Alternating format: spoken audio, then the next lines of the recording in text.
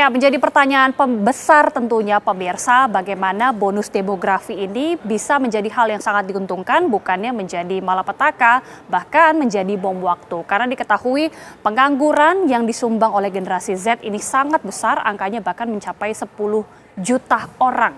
Nah, untuk membahasnya, kita sudah bersama dengan Pak Trubus Rahadiansyah selaku pengamat kebijakan publik. Pak Trubus, selamat malam, apa kabar? Selamat malam, Oke. Sehat selalu. Sehat selalu tentunya. Sebelum kita membahas lebih jauh Pak mengenai Gen Z ini, ada baiknya ya kita terlebih dahulu melihat bagaimana sih data yang diperoleh dari BPS, dari Badan Pusat Statistik mulai dari tahun 2023, di mana memang jumlah penduduk Indonesia ini ada sebanyak 275, juta penduduk, terdiri dari laki-laki 139,3 juta dan juga perempuan 136,3 juta jiwa untuk penduduk perempuan. Ini data yang diperoleh dari BPS per 20 Februari 2023, pemirsa. Selanjutnya kita juga akan melihat betapa atau berapa banyaknya jumlah penduduk jika dikelompokkan dalam kategori umur ataupun generasi. Sebagaimana kita ketahui, pemirsa mungkin sudah banyak sekali mendengar istilah-istilah boomer, istilah Gen X, istilah Gen Z. Nah, dari data BPS, 175 juta penduduk Indonesia, terdapat ada 29,2 juta jiwa generasi pre-boomer dan boomer. Jadi mereka ini adalah yang lahir sebelum tahun 1964 hingga tahun 1964. Ada 14,2 juta jiwa laki-laki dan juga 15,3 juta jiwa perempuan. Selanjutnya pemirsa adalah generasi X. Ini mereka yang lahir tahun 1965 hingga 1980. Total ada 49,1 juta jiwa. Terdiri dari 24,5 juta jiwa dan 24,6 juta jiwa penduduk perempuan. Kita lanjutkan generasi milenial, ini adalah generasi saya, Pak Trubus, ini lahir tahun 1981 sampai 1996. Ini adalah generasi yang jumlahnya juga cukup besar, terdiri dari 32,1 jiwa laki-laki dan 31,4 juta jiwa perempuan. Nah, inilah sekarang yang ditampilkan generasi Z yang tentunya masih menjadi banyak sekali perbincangan. Kelompok umur yang lahir di rentang tahun 1997 hingga 2012, artinya ini usianya dari 12 tahun hingga yang tertua sekitar 27 tahun. Jumlah Gen Z ini sebanyak 67 juta jiwa, luar biasa. Terdiri dari remaja putra ada 34,4 juta dan juga remaja putri sebanyak 32,6 juta jiwa. Ini data jumlah penduduk berdasarkan generasi. Jika kita sudah lihat data yang diambil langsung dari Badan Pusat Statistik, jumlahnya luar biasa sekali. Kita akan simak lagi satu lagi data yang dihadirkan langsung dari Badan Pusat Statistik, pemirsa. Nah, ini adalah pos generasi Z yang juga sangat menyumbang angka yang besar sekali. Jumlahnya tidak main-main, pemirsa. 67,8 juta jiwa terekam dalam data BPS, 33,9 juta laki-laki, 33,9 juta jiwa anak perempuan. Jadi ini rentang usianya sekitar 12 tahun ke bawah. Artinya kalau kita bisa melihat, Pak Trubus, generasi pos Gen Z dan juga milenial luar biasa menyumbang kependudukan Indonesia begitu besar. Ini kan juga menjadi hal yang sebenarnya diuntungkan, tapi bisa juga itu satu sisi bom waktu. Bagaimana kemudian angka-angka ini kita khawatirkan tidak menyumbang angka pengangguran yang semakin besar, karena kalau angka pengangguran ini sudah menyentuh angka 10 juta jiwa. Iya, menurut saya ini perlu hadir pemerintah ya, dalam ini negara untuk memberikan satu kebijakan tersendiri terkait dengan bagaimana masa depan Gen Z. Dalam arti bahwa nanti pemerintah perlu mengeluarkan satu kebijakan regulasi terhadap perkembangan ataupun masa depan dari Gen Z ini.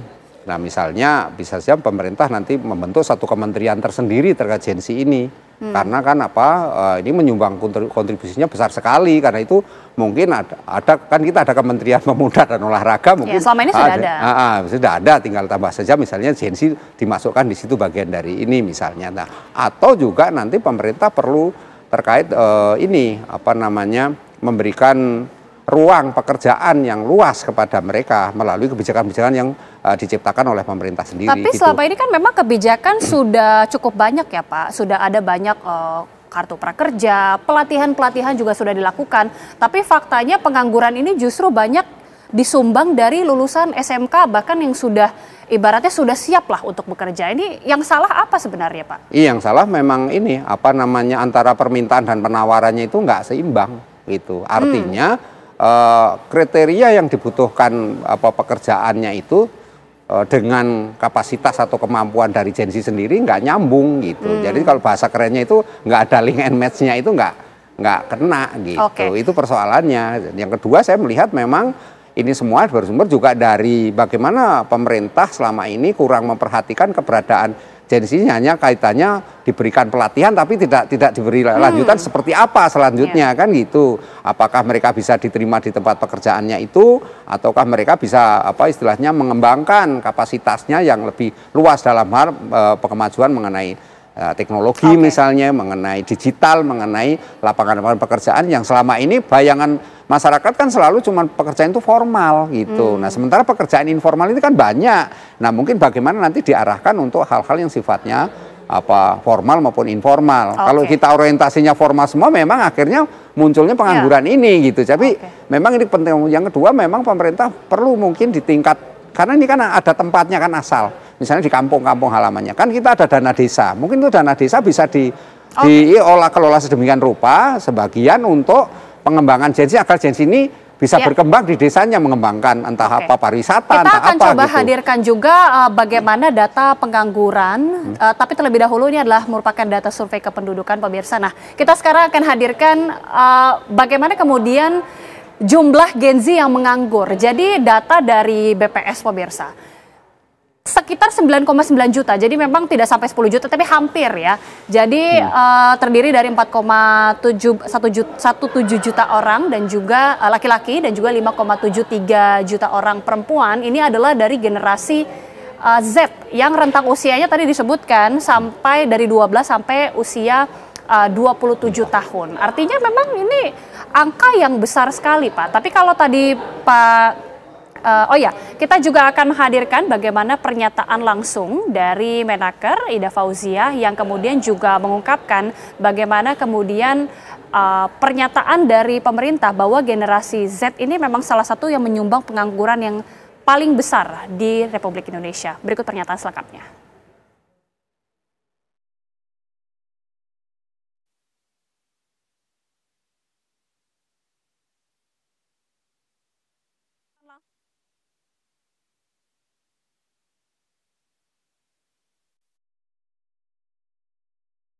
Ya, ini adalah pernyataan dari Menaker Ida Fauziah. Mereka yang pengangguran adalah kebanyakan generasi Z. Mereka yang rentang usianya 18 sampai 24 tahun, selesai lulus SMA, SMK, atau mereka lulus perguruan tinggi.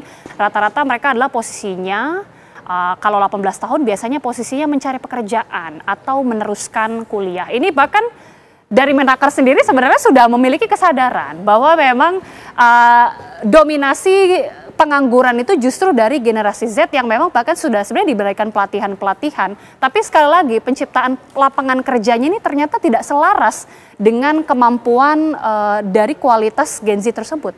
Iya, ini kan persoalannya kemudian banyak perusahaan menetapkan kriteria itu tidak selaras dengan kemampuan yang ada di Gen Z sendiri gitu loh. Jadi akhirnya Gen Z ini kesulitan untuk masuk lapangan pekerjaan yang sebenarnya cukup banyak juga, cuman karena Gen Z-nya tidak bisa menyesuaikan dengan perusahaan yang ditawarkan itu, jobnya lah, job desk-nya itu nggak ada, ya akhirnya mereka nggak bisa masuk. Sementara ini kan itu yang kedua, memang pemerintah sendiri harus memikirkan bagaimana kemudian agar perusahaan-perusahaan itu bisa menerima gitu loh, bisa menerima. Artinya kriterianya diturunkan. Mungkin pemerintah perlu juga menggenjot memberikan lulusan SMK juga paling besar. Nah, ini kan juga harus disalurkan. Jadi tidak semerta-merta hanya mengatakan bahwa ini persoalan